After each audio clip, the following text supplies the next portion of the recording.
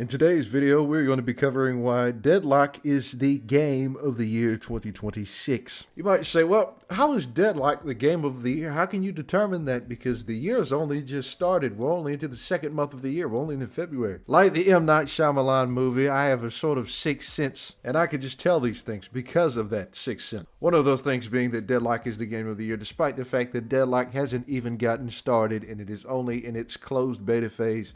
Using all of the information I have at my disposal, I'm going to tell you about the gameplay, the characters, and the social media buzz that has made this video game as popular as it is now, despite the fact that it isn't even out on the Steam store officially yet. And so without further ado, let's get into it.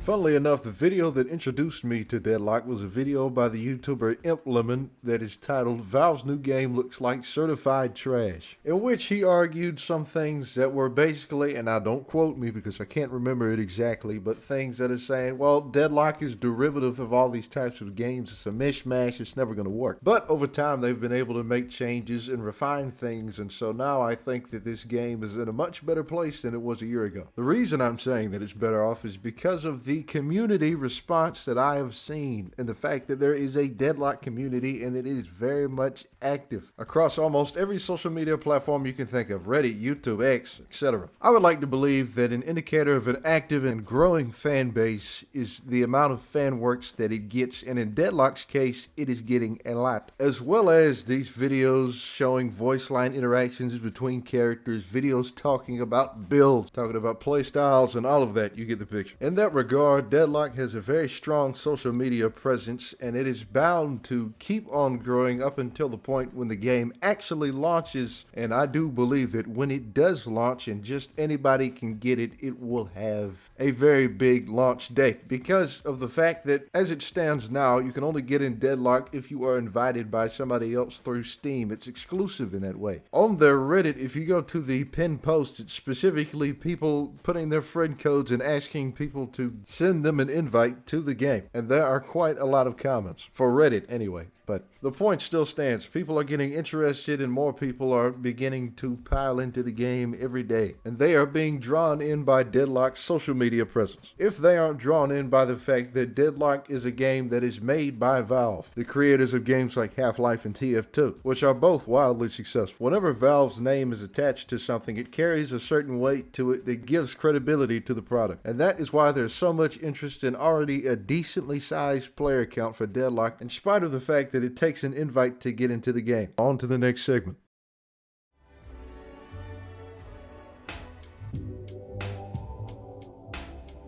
I don't believe you can talk about Deadlock without talking about its very well done characters, at least in my opinion. I believe that Deadlock somewhat owes its success to its very good character design. Not only does it have these well designed characters, but it also has about 40 characters on its roster, somewhere around there ballpark. And the way that they release characters, having the players vote for which character comes out next with the votes that they earn playing the game, I thought was a very clever way to do it, and it seems to have generated more of the social media buzz that I was referring to before on the interwebs, as people are saying, vote for XY character online. It makes the experience more interactive, I suppose, is what I'm trying to say. Whether or not all of these characters are perfectly balanced, I'll leave that for the gameplay section, but I think it's safe to say that there's a character for just about every playstyle. Every single character in Deadlock has a story behind them. I don't know how many people are attentive of the lore or really care about that kind of stuff, but for me personally, speaking on my own behalf, I find that kind of stuff interesting, so that was a very nice thing to see. As I read their backstories, I can appreciate that level of detail that's been put into this game. And in terms of how the characters look as well, I mean, my God, it's just, from a visual standpoint, I'm all about this game's characters and environment. It's excellent. Additionally, the Archmother and the Hidden King as the separate sides, I found that to be a cool thing, because I don't know that games really do that nowadays with the opposite sides. You know, in Call of Duty, you would be playing for good guys versus bad guys kind of deal. I missed that, and that's something that this game captures very well with the Archmother and the Hidden King. I could just be crazy, I don't know. But I could swear to you, it's not a lot of good versus bad, Plants versus Zombies, nothing like that I've seen in recent memory. In relation to online multiplayer situations like this, like on Overwatch, it's your team versus other team, and it's really just kind of like a bland us versus them in a very vague way. It's not the Archmother's team versus the Hidden King's team. I could go on about it for a very long time, but the point is I'm very fond of it.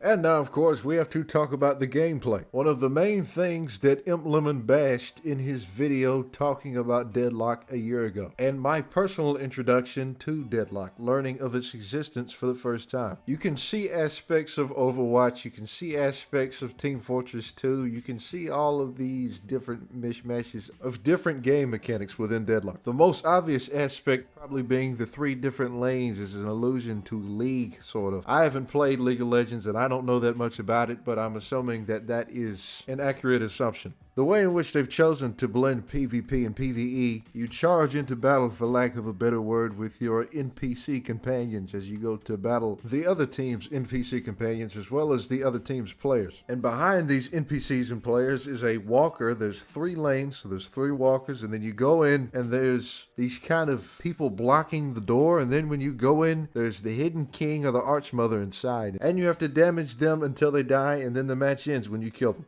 My only complaint about the gameplay loop is as you die, the timer increases, so if you've died 5 to 6 times, you could be waiting there a minute or 2 minutes before you're able to spawn in. But that can be solved by just being good at the game, so there is a way around that one. As far as I know, Deadlock has only had this one game mode and has still done numbers in spite of that. More than likely that's because of the addition of characters and the way that they've been spicing things up, but I have no doubt that when this game releases, there may be more game modes in the future. Nothing for certain, but I do have a feeling. All that aside, there's a lot to figure out with making builds, trying out new characters, testing stuff out. So Deadlock has a certain level of replayability that I think has been keeping people entertained for the time being. The characters have been primarily what has been entertaining people as they've been releasing these characters. It shakes things up, so to speak. At the time of recording, they just released the Unicorn Girl or whatever her name is, I forgot, and they are on their last character. They could be adding more in the future, I don't know, I'm not too sure, but the release of Deadlock could be any day now. And so, in conclusion, if I had to rate Deadlock on a scale of 1 to 10, I would probably give it an 8.5. I say 8.5 because I feel like 9 might be overdoing it, but I'm confident in an 8.5 rating. I think that's good. When Deadlock launches and they start to have maybe more maps, more game modes and stuff like that, it could easily turn into a 9. That's my opinion. Anyway, ladies and gentlemen, if you enjoyed the video, please like, comment, and subscribe. I would like to hear your thoughts down in the comments below. Do you like Deadlock so far? Have you played Deadlock, or are you anticipating its release on Steam? The official release, I should clarify. On that, even though we don't have an exact date, people do think that it is going to be early 2026, meaning that literally any day now Deadlock could come out. Another thing I want to add, whilst I was making this video, I found a post from 4 days ago in the Half-Life subreddit. I didn't actually go on Reddit, by the way. I just found it in search results, just to clarify. And it appears a player has found a date. Let me read out the post here. I know this isn't the Deadlock subreddit, but hear me out. I found this while messing around in the sandbox mode. The numbers say 011227, presumably the date 01/12/27, meaning either December 1st or January 12th, 2027. Could this be a possible release date for Half-Life 3? Valve likes to add hints between IPs. As far as the claim that Deadlock is going to release early 2026, that's unfounded as far as I can understand it, but although this is just a theory, this is just a random thing that was hidden in the game itself, there is evidence for this,